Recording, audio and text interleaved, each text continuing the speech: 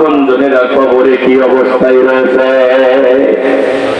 নবী বলেন, সমুদ্রের মাঝখানে ডুবন্ত মানুষ যতটা সহায়, কবরের শায়িত ব্যক্তি তার চেয়ে বেশি সহায়। মৃত ব্যক্তির জন্য শ্রেষ্ঠ হাতিয়ার হলো দোয়া।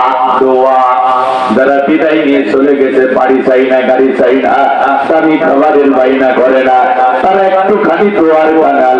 বলেন তো মা বাবা আপন জনদের জন্য দোয়া করার দরকার আছে না? এই জান্নাতি মাহফিল থেকে আমরা আমাদের মা বাবা আপনজনদের জন্য কলিজা ভরে দোয়া করব।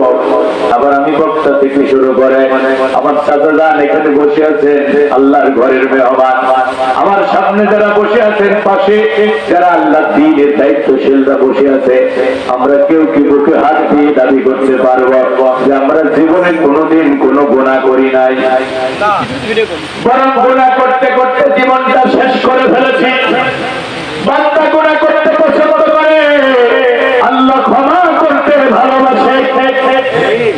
রাত গভীর হয়, দুনিয়ার অফিসে দরজা বন্ধ হয়ে যায়, একজনের রহমতের দরজা খোলা হয়। বলেন তো তার নাম কি? কেউ যেটা দেয় না সেটা দেয় কে? বলেন, কেউ যেটা বোঝে না সেটা বোঝে কে? কেউ যেটা শোনে না সেটা শোনে কে? এমন আল্লাহ আকাশের নিচে জমিনের উপরে আর একটা পাওয়া যাবে না। আল্লাহকে বলবো, আল্লাহ আজকে আমাদের জীবনের গুনাহগুলো মাফ করে দেয়া লাগবে, আমাদের মা বাবাকে মাফ করে দেয়া লাগবে। এখন আল্লাহ যদি আমাদের সবাইকে মাফ করে দেয়, বলেন আল্লাহর কি কোনো ক্ষতি হয়ে যাবে?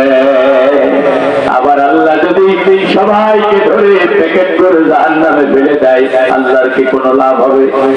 বরং আল্লাহ বলেন, ইয়া আবনা আদম, হে আদমের সন্তানেরা, ইন্নাকা দাওয়াউতানি ওয়া রাসাউতানি গফারতু লাক, তুমি আমাকে ডাকবে, আমার কাছে ক্ষমা চাইবে।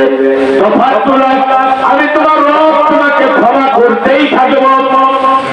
আলা মা কানা মিনকা, তোমার অবস্থা কি আমি এটা দেখব না। ওয়ালা উবালি, তোমাকে ক্ষমা করতে গিয়ে আমি দুনিয়ার কোনো মানুষের পরোয়া করব না। সুবহানাল্লাহ বলবেন না? আল্লাহ যদি কাউরে ক্ষমা করে দেয়, কেউ কে আল্লাহ কি কথা বলতে পারবে? আল্লাহ তোমার বান্দা রহমান এত এত গুনাহ করেছে, কেন তুমি তারে ক্ষমা করলা? এই কথা বলার দুঃসাহসে কথা কি কারো আছে? দুনিয়ার জাজ কোর্ট যদি রায় দেয়, হাইকোর্টে আপিল করা যায়, হাইকোর্ট যদি রায় দেয়, সুপ্রিম কোর্টের অ্যাপ্লাই ডিভিশনে আপিল করা যায়, সুপ্রিম কোর্ট যদি রায় দেয়, রাষ্ট্রপতির কাছে ধরনা দেওয়া যায়। কিন্তু আল্লাহ যদি কারো ক্ষমা করে দেয়, বলেন তো আল্লাহর ক্ষমার বিরুদ্ধে কি কেউ আপিল করতে পারে? আদমের সন্তানেরা ভালো করে শোনো, লাউ বালাগাত যুনুবুকা আনাস সামাই সুম্মা ইস্তাগফারতানি, তুমি গুনাহ করেছো, তোমার গুনাহ যদি দুনিয়ার সীমানা পেরিয়ে আমার আকাশের জগৎকে স্পর্শ করে, আর এই অবস্থায় যদি তুমি আমার কাছে ক্ষমা চাও, গফারতু লাক, আমি আল্লাহ বলছি তোমাকে ক্ষমা করে দেওয়া হবে।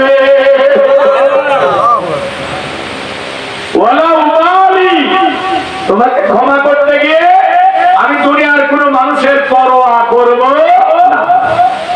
এখন আল্লাহর কাছে ক্ষমা চাইবে যারা, ক্ষমা পাবে তারা। তাহলে আমরা এই মাহফিল থেকে আল্লাহর কাছে ক্ষমা চাই, তারপর আমাদের গন্তব্যে ফিরে যাব ইনশাআল্লাহ। আমি মৌলিক কিছু বিষয় কথা বলবো, যে কয়জন আল্লাহর বান্দা বান্দী এসেছেন, অনুরোধ করছি শরীয়ত সম্মত ওদের ছাড়া ওঠা বসা করবেন, খুব মনোযোগ দিয়ে কথাগুলো শুনবেন, খুব হৃদয় দিয়ে কথাগুলো শুনবেন। জীবন পরিবর্তনের জন্য একটা মাহফিল যথেষ্ট।